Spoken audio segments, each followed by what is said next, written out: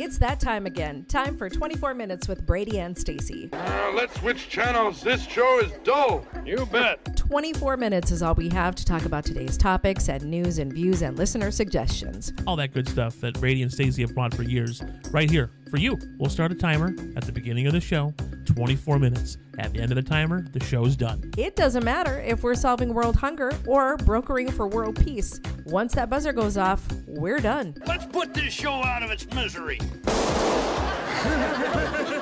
Now on with the show. And welcome to another edition of 24 Minutes with Brady and Stacey. I'm Bob Brady. I'm Stacy Sturm. Let's get this party rocking. Ziggy, set a timer for 24 minutes. 24 minutes, starting now. So the premise of the show is we start that timer and we talk to somebody or have 24 minutes of fun. And today we're going to have tons of fun because our guest is North Dakota's very own superstar. I don't know what else to say. Kat Perkins. Yay, Kat Perkins. We need like an applause sound effect for when we introduce. How are you, Kat? I'm good. How are you? We're good. We're back doing our thing. I mean, whenever we can. I love it. Yeah, I love it. It's fantastic. You guys make a great team. Thank you. That's what we thought, but you know, corporate radio felt differently. Yeah, corporate radio thought differently. But anyway, enough about us. Yeah. So Kat, the show is 24 minutes with Brady and Stacey. So we have 24 minutes from when I started that timer to talk to you about what's going on, how your life is, anything we want to talk about. And then when that timer goes off, show's over and we're done. That's it. Fantastic. Yeah. Even if we're in the middle of a thought or the best story in the whole wide world, we're done. That's Love it. Yep. Great way to do it. Yeah. I know, right? It's kind of fun. We try to keep it light because we don't want to miss that off ramp. Hey, Kat, so how have things been? Like, you've been touring with Kid Rock, which is amazing. Like, that's got to be the best, right? Yeah, it's wild. I mean, you know, I was a born entertainer, a born singer. So anytime I can get in front of an audience is fantastic. And these audience happen to be like 20,000 or 35,000. And yeah, it's a cool job. It's a lot of pressure. I played the Sheryl Crow role and I sing picture with him every night, but it's really fun. And I love the job and I'm so grateful to be working after COVID. Yeah. It's crazy because we first met Kat when she was a singer at the Medora musical.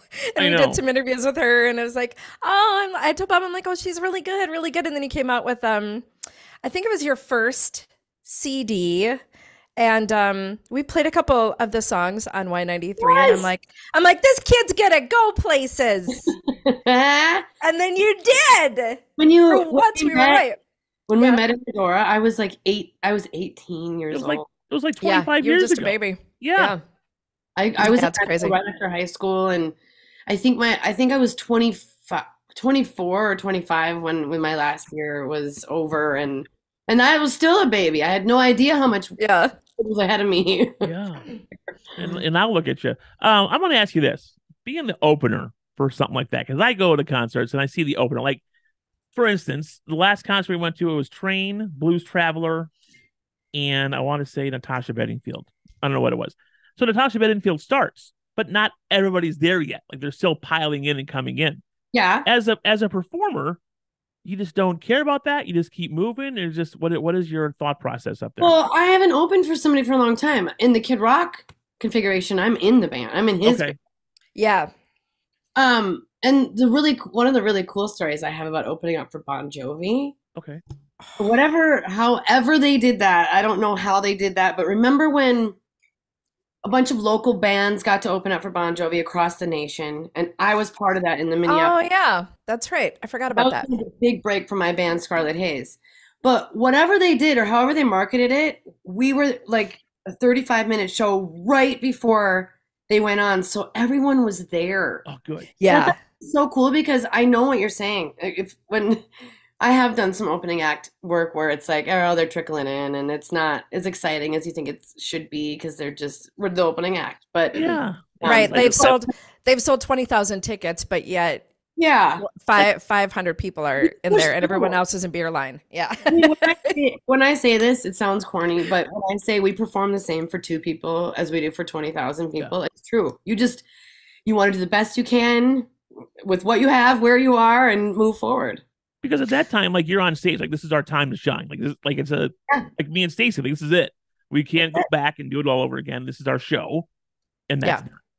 I want to know what that thought process is because this guy, what the hell? he can't let it be. Cat Charlie. So now let's Cat talk about the voice. and a cat. Cat with the cat. Is your cat's name Cat? Because that would be funny. No, that would be hilarious. What's her name? Cat. What kind of name is that? Excuse me? So let's talk about the voice. Your voice experience. That was amazing, and what a boost it was for your career as well. Oh my goodness. Yeah, well, and very unexpected, might I add. I would have never auditioned for any type of show like that. Honestly, people would always say you should audition for American Idol. You should. And I had auditioned for American Idol. And that was such a bad experience that I never wanted to do it again. I also just never wanted to be on television. That wasn't a goal of mine. But the producers saw a viral YouTube video of me online, and they asked me to jump on a plane. And that's right. Yep. It was crazy. Adam Levine was my coach. The great thing about Adam, and I'm not kidding, is that he wasn't just performing, or he wasn't just giving us advice when the camera was on. He kind of loitered backstage and was always sort of giving us little hints here and there. So toward the end, when I was like down to the end, I got 4th place on my season. And so when there was like just a few of us left, I bogarted his ear and was like, what do I do after the show? Because at some point he said to me, I think on camera, he said, Kat, it's not about what you do on this show. It's about what you're going to do after the show and take this to the next level outside of that. And so he really helped me. And I'm not kidding. We would get together when he was in Minneapolis for a concert, and like I have his email. That's awesome. Yeah. Now, is he really a good guy? Because I've heard not good stories about him. I can only speak to Adam, the coach, and Adam, the TV star and band leader, because I don't think I would be speaking very highly of Adam as the husband. Hey, he's Adam Levine. He should be married anyway. Why the hell is he married? That is a terrible idea. Yeah. I ask that all the time of people like that. Like, why did you get married? Like, just be. Yeah, exist. You have a great life on your own. Yeah. Good looking dude. Just, don't go around breaking hearts. Exactly. Yeah. Or whatever. Breaking something. Now, we need to address the big question that everyone's been talking about as well, and that is you've cut ties with the Medora musical. Yeah. Yeah. Wow. Actually, it was just such a big week last week when I made the decision for my kids camp out of there. I've been doing my kids camp for about 7 years. Should have been like 8 years. We had a COVID break there. And I did that in light of their decision to move toward a big box company to produce the Medora musical and kick out. And that ousted a family-owned business, Stage West Entertainment, that I'm very close with and worked for when I was in the musical. Mm-hmm. But I think the main general premise of me pulling out was basically that their values just haven't been aligning with mine, and that hasn't happened for a couple of years. See this thing happening out there. I could see the mentality changing of, not really focusing on money and profit and not really paying attention to family and values and morals. And I finally just had enough. This was when they decided to move to a big box company out there. That was easy for me to just go, that's it. That is the last straw here. I'm going to stand in solidarity with family-owned business. The Rising Star Foundation is family-owned and family-run. And I'm going to find a new home for my camp that I feel welcome at, and that I feel like I can make a difference instead of just being a person who's paying a bill and giving money to the town. And I don't feel as though I'm a friend or family out there. So, and then of course, again, in solidarity with Stage West Entertainment and Kurt Wolin, who produced the Medora musical for 31 years. Yeah, 31 years. That is insane. Insane. Yeah. Well, and if it ain't broke, don't fix it. Like, it's not like the musicals have been going poorly. They've been going really well. Yeah, but and this is just the other side of the fence. Like I'm a huge supporter of Cat and the local thing. Hmm. Got to make money. At the end of the day, they got to make money, and I'm sure someone on the board said, or the foundation said, "Hey, we're not making enough money," and Yeah. that's sad, but that's just the reality of it. And they're gonna make their decisions. They're gonna make their beds and lie in it, and it's gonna be bad because in North Dakota, it's all about community and family and who you know and not Yeah. who you're not supposed to hang out with. You know what I mean? Which is crazy. I think they were making money because I'm sure somebody they were. was asking me if we had Medora musical tickets to give away. And I said, no, we haven't given them away for a couple summers. And I don't know if this is true. I haven't been to the musical in probably 4 or 5 years. It was pre-COVID. But somebody said tickets were like $120. I'm like, I paid less for Pink to go see Pink. I don't remember what their individual prices I was like, that's crazy. If that's But true, doesn't it that's come crazy. with the steak? but because You I get think the steak with it. No, the pitchfork fondue is totally different. We always got that because we were celebrities, Bob. Oh, is that But how it doesn't works? come with the Oh. musical. Well, Yeah, we know they're not. then Yeah, I didn't know that. yeah. But- You can get a package deal, I think, but it doesn't come with it normally. I again was in the musical as a young pup, so I was in it when Harold Schaefer was still alive. Yeah. I was there forever, after that. But I think that's maybe why I take it so personally, is because I mean Harold Schaefer was part of my textbook in North Dakota history. Yeah. And then I got Yeah. to actually spend time with the man and learned so much and could pick his brain, and he's such a great businessman. I think he was probably a harsh businessman, but a great businessman nonetheless. And his vision was never for big box anything. I think he probably Yeah, planned to roll in his grave. Yeah. And I know that was something that he was so against, and he didn't ever want that town to move toward what you can see everywhere else. He doesn't want a Dollywood. He doesn't want a theme park. He doesn't want a cruise ship type thing. He wants it to be Medora, unique. And it has been that since, yeah, Oh, life. forever. 100%. yeah. I feel like they're literally undermining every last wish of Harold Schaefer, what the vision was for the town, and it makes me sort of sick to the stomach. Mm-hmm. Yeah, because you wonder, okay, they made this change. What's next? Like, what's going to happen next? Are they going to let Walmart, Target come in? Like, what's the deal? You know? I think they're going to let Hilton in. I think they're going to toward, big motel and event center type things. That's probably the next step. Yes, but it makes it not unique, and I think that's why I get mad, because I want it to be the place that I still take my friends, and now we can go see that kind of stuff anywhere. It's not special like Medora has been, and it's so sad. It literally makes me want to cry talking about it. So have you had a discussion with the people that are working on the musical at all, like the foundation or anything like that? Have you talked to them about like, what the hell are you doing? No, I only talk, well, no, I did when I was trying to set up camp. Yeah. And could only be like, listen, I don't feel comfortable. I don't know what's going on here, but we need change. And they were very non-responsive, and it just felt as though they didn't, care anymore. And that just was so unappealing to me in at first, Then I found out about this sudden change, and let us remember, it was very sudden. They talk about it being a 9-month process. Nobody knew on my side, Sage West side, nobody knew that this big change was coming.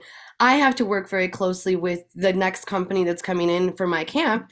Why wouldn't they tell me? Why couldn't I be in on at least a discussion about, well, who do I contact to even talk about how I integrate my performers with them? It was so wild. And now, thank God we've heard a little bit from Kurt Wallen, and how he did feel blindsided, and how he felt like the rug was pulled out, and how they didn't give him a chance to fix anything, which he said leads back to it probably wasn't broken in the first place. It's a money, it's family, money over family. It's a total money grab. Like he's like Dolly, I was gonna say, like Stacey said, like Dollywood, Kennywood, all those places, Branson. Like we can make this so much better in our little hole in North Dakota. But that's not what it was. Like you said, Kat, it was the uniqueness of it. Like we're going to Medora, we come over that mountain. It's like, oh my God, this is picturesque. This is awesome. This is back in the Old West. This is what North Dakota was. No, it's Yeah. kind of like you ever watch the TV show Yellowstone, where they try to bring in the airports and everything? That's what they're doing. Like it's like, and Kevin Costner's like, no, you're not taking my land. Well, Right. yeah, That's a really good Kevin Costner. you like that? Was that good? That was, Really good. I felt like I was there. Whitney. The bummer is that not a lot of people know how the business is run there. In fact, it's very confusing between TRMF and another company, which was Stage West. And you know, the kind of runs and owns everything. We're third-party vendors. I'm a third-party vendor as a music camp director and leader. But a lot of people don't care about that. They'll go see it. I get it. The bus tours come through. A lot of them come through right here in Minnesota. They go out there and they'll do business. It is what it is. But I think it was just time somebody stood up to TRMF. I'm just a little teeny tiny girl, but I do have a big voice, and I felt like this was the time to use it and to stand up for my friends and to stand up for what I thought was, not right. And some my parents taught me as if you do something, say something. And so I had to. Oh, you're a teeny tiny girl, but you do have a very big voice. And I think you coming out about this has really made people think about it. Like you said, a lot of people from Wisconsin, Minnesota, they're not going to care. But I think a lot of local people are not going to be happy about that change, knowing that it's gone big box. I wanted to just raise awareness. That's what I do. If you follow me on social media, I'm all for human rights and the right thing and making the next right thing and making an impact. And, and so, yeah, as much backlash as I'm getting already about this being a negative thing, I still feel good about using my voice in the moment and raising that awareness, especially to our local people and to TRMF. I wish them luck, but I also wish that people would stand up to them more when it's not right, or when they see, the money tilt is just wrong. I just don't feel like they're back. They don't care about giving back, and they obviously don't really care about family anymore. And it's part of their mission statement. So you tell me. So we're gonna change the mission statement. That family thing. It's now money. Corporate. Corporate. That's in the mission. Money. It's all about money. So what's next for Kat Perkins? What are you up to? What do you have coming up in the next couple of months, Kat? I know I'm finding a new place for camp. We're gonna be busy doing that. And honestly, when one door closes, 15 open, and I think 85 windows also open in this. So I am really close to nailing down a new location. It's really important to me to keep it in North Dakota, where I'm from. People get confused. I live in Minneapolis. I've lived here for 22 years, but I am from North Dakota. I want to keep the camp over there with the kids that don't have a lot of resources, like I didn't as a rural North Dakota kid. So we're really close. We're looking at a few places, Washburn being one of them, International Music Camp. Oh, yeah. There's a ton of people that reached out. Frostfire in Walhalla. We're going to find it. So I'm working every day on that. My Christmas tour is just about to be announced. I only have 2 contracts left to tidy up. And then we're going to release our 20 dates that we're touring for Christmas. And my dad tours with us. And that's right. I forgot about that. Yeah, that's awesome. A little bit kind of based on what I learned in Medora about variety show stuff. And we play the French horn and we sing and we dance. So that's happening. And I have 2 or 3 shows left of my normal tour of just my band right now. And we do a lot of corporate stuff and private stuff, and we'll fill in the blanks. But the Christmas tour starts Black Friday. So that's coming quick. Yeah, it is. Yeah, it is. If you want more info on where she's going to be. Yes. CatPerkinsMusic.com. Yeah. Yep. Either way. And of course, my socials are at Kat Perkins Music. Just please don't send me hate mail, because I read it and I know I shouldn't. Oh, stop. If Stacy and I stopped after we read our hate mail, we would never lasted like 3 weeks. Oh, God. It's so hard. I actually had to have security for a little point in time last year. Like security, because I got death threats because God forbid I tried to help gay and trans kids. There'll be no drag shows. That was good. That was great. Yeah. I'm in that same boat. Oh, my here in Minneapolis, he's a rocket scientist. Like literally, he works for his house over here.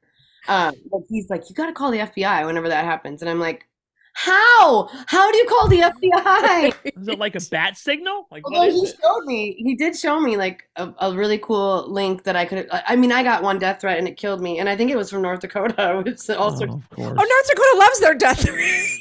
Oh, what? People don't understand. We have so many crazy Nazi, out of control people in North Dakota. The percentage of really nice people is high compared to crazy people, but we have a high percentage of crazy people, higher than people would think, being we're North Dakota nice. Who? Where's that fence? That fence was supposed to be built many years ago and never got built.